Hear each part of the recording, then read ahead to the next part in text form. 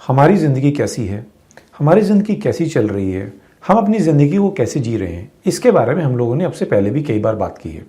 इसी बारे में हम लोग एक बार फिर से एक डिस्कशन करेंगे, जिसमें हम ये समझने की कोशिश करेंगे कि आखिर हमारी ज़िंदगी चल कैसी रही है, हमारी ज़िंदगी कैसी है, एक्चुअल में हमारा जीना है क्या। जब भी मैं जीवन की बात कर रहा हूँ, अपनी ज़िंदगी को जीने की बात कर रहा हूँ, तो मैं बिल्कुल भी किसी आइडियलिस्टिक अप्रोच की बात नहीं कर रहा हूँ, ना ही मैं बिल्कुल भी किसी ऐसे मेंटल बिलीफ के बारे में बात कर रहा हूँ कि मेरा जीवन ऐसा होना चाहिए, आपका जीवन वैसा होना चाहिए, इतना आइडियलिस्टिक होना चाहिए, ये होना चाहिए, वो होना चाहिए, ऐसा नहीं होना चाहिए, वैसा नहीं होना चाहिए। आज अगर मैं बात कर रहा हूँ जीवन की, तो मैं एक्चुअल में उसी रियलिस्टिक लाइफ की बात कर रहा हूँ, उस जीवन की बात कर रहा हूँ जैसा वास्तविकता में आज की डेट में हम लोग जी रहे हैं। आज का ये सेशन हर उस आदमी के लिए इम्पोर्टेंट है जो अपने जीवन के बारे में थोड़ा सा भी समझना चाहता है, जो थोड़ा सा रुक कर एक बार अपने आप को देखना चाहता है कि मेरी ज़िंदगी कैसी चल रही है। हम बातें तो बहुत करते हैं कि जीवन ऐसा होना चाहिए, जीवन वैसा होना चाहिए, लेकिन वास्तविकता में क्या वाकई ऐसा है? एक्चुअल में हमारी ज़िंदगी ऐसी होती नहीं है, ज़िंदगी होती कुछ और है। वास्तविकता में हमारा जीवन है क्या? हमारा जीवन एक द्वंद्व है। हर समय हमारी ज़िंदगी में कोई ना कोई कलेश, कोई ना कोई झगड़ा, कोई ना कोई कॉन्ट्राडिक्शन चलती ही रहती है। हम अपने जीवन का हर पल किसी न किसी कॉन्फ्लिक्ट के अंदर बिताते हैं। हमारे जीवन में एक भयंकर तरह की हताशा है। यहाँ सोसाइटी में हर आदमी आपको उदास, मायूस और डिप्रेशन में घिरा हुआ दिखाई देगा। आप सड़क पर चलते हुए लोगों के चेहरों को ध्यान से नहीं देखते, क्योंकि आपके पास ऐसा करने के लिए टाइम नहीं है। अगर आप थोड़ा सा रुककर लोगों के चेहरों को ध्यान से देखेंगे, तो आप देखेंगे कि वो लोग कितने हताशा भरा जीवन जी रहे हैं। उनके चेहरे पर कोई मुस्कुराहट नहीं है। यहाँ हर कोई अकेला है। हर आदमी अकेलेपन से परेशान है। जो परिवार में है वो अपने परिवार में रहकर भी अकेला है, दोस्तों के बीच में अकेले हैं, पार्टी में, महफिल में 200 लोगों के बीच में भी आदमी अपने अकेलेपन से बाहर नहीं निकल पाता। एक अजीब तरह का अलगाव आप अपने अंदर महसूस करेंगे। यहाँ हर आदमी अकेला है, अकेला होना चाह रहा है, किसी के साथ एक नहीं हो पा रहा है। अगर मैं इस बात को शॉर्ट में निपटाऊं, तो जिंदगी एक कुरुक्षेत्र बनकर रह गई है, सोते हुए भी और जागते हुए भी।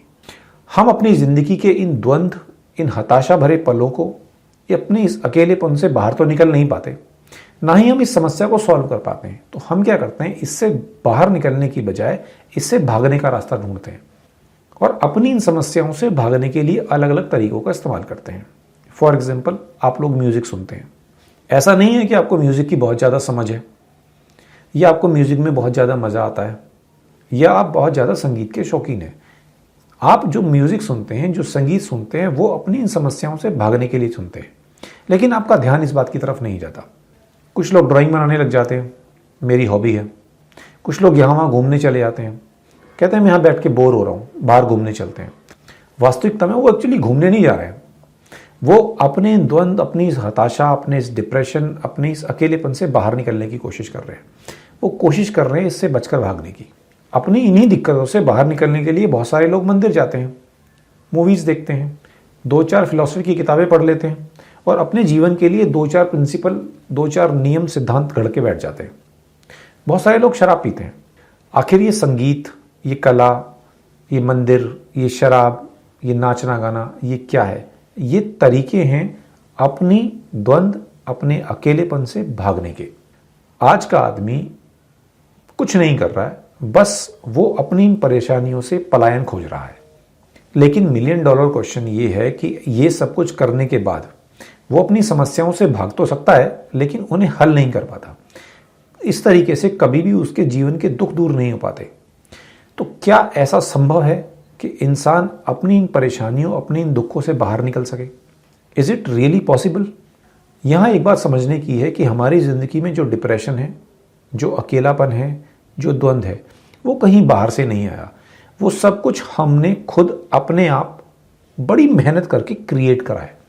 वो सब कुछ यहाँ हमारे मन से शुरू होता है। ये सब कुछ हमारे मन की ही उपज है। भगवान है, भगवान नहीं है, ये मेरे मन की उपज है। ये चीज़ पाप है, ये चीज़ पुण्य है, ये चीज़ सही है, ये चीज़ गलत है, मुझे ऐसा करना चाहिए और मुझे ऐसा नहीं करना चाहिए। ये सारे नियम, ये सारे सिद्धांत हमारे मन ने घड़े हैं। ज़रूरत है अपने मन की दशा को बदलने की। जैसे ही आप एक बार अपने मन की दिशा को बदलते हैं, तो आपके जीवन से ये दुख नदारद होते आपको दिखाई देते हैं। अपने मन की दिशा को बदले बगैर जीवन की सार्थकता को प्राप्त नहीं किया जा सकता। आज हमारा जीवन कैसा है? हमें रोज सुबह उठना है, ऑफिस या अपनी दुकान पर जाना है, भाग दौड़ कर पैसा कमाना है, 4-6 किताबें पढ़ लेनी है, अपने आप को इंटेलिजेंट दिखाना है, जो नॉलेज जो इन्फॉर्मेशन यहाँ वहाँ से किताबों से सोशल मीडिया से इकट्ठी कर ली है वो दूसरे के सामने जता देनी है। ये जो जीवन है ना, ये जीवन वास्तविकता में खोखला जीवन है।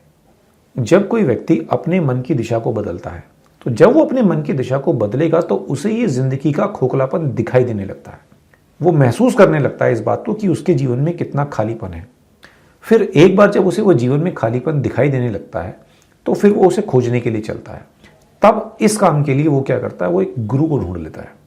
फिर वो एक ऐसा गुरु ढूंढता है जो उसके जीवन को कोई अर्थ दे सके, उसके जीवन का प्रयोजन उसे समझा सके। अल्टीमेटली इससे भी होता कुछ नहीं है, फिर वो गुरु और वो गुरु की बातें वो भी उसके जीवन से पलायन का ही एक रास्ता बनकर रह जाता है।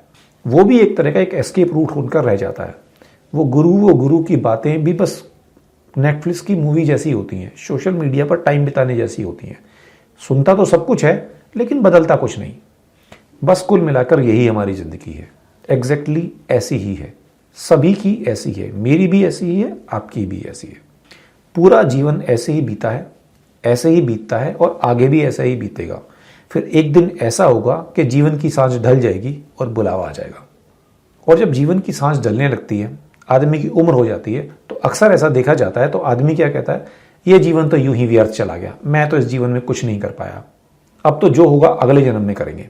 यानी कि वो उस समय अपने अगले जन्म के बारे में सोचना शुरू कर देता है कि अगले जन्म में मैं ऐसा करूंगा।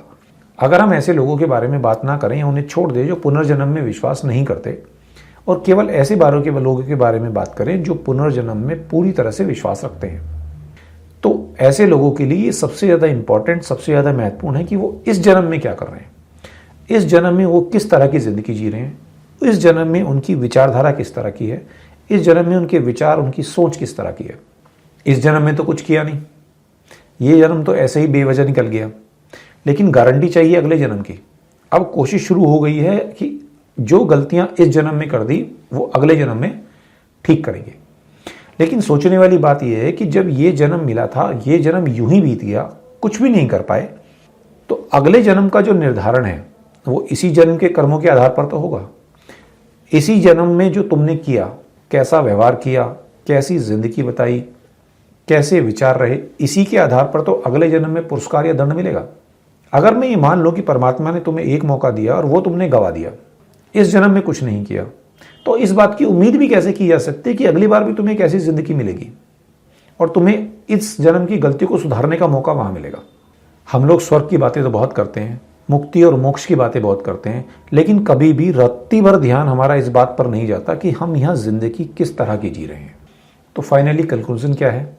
कंक्लूजन केवल इतना सा है कि महत्वपूर्ण और इंपॉर्टेंट केवल इतनी सी की बात है कि आज, अभी, यहीं, इस जन्म में क्या कर रहे हैं, इस जन्म में कैसी व्यवहार कर रहे हैं, कैसी जिंदगी जी रहे हैं, कैसे दूसरों को ट्रीट कर रहे हैं और किस तरह की विचारधारा के साथ अपना जिंदगी जी रहे हैं, बाहरी तौर पर भी और भीतरी तौर पर भी।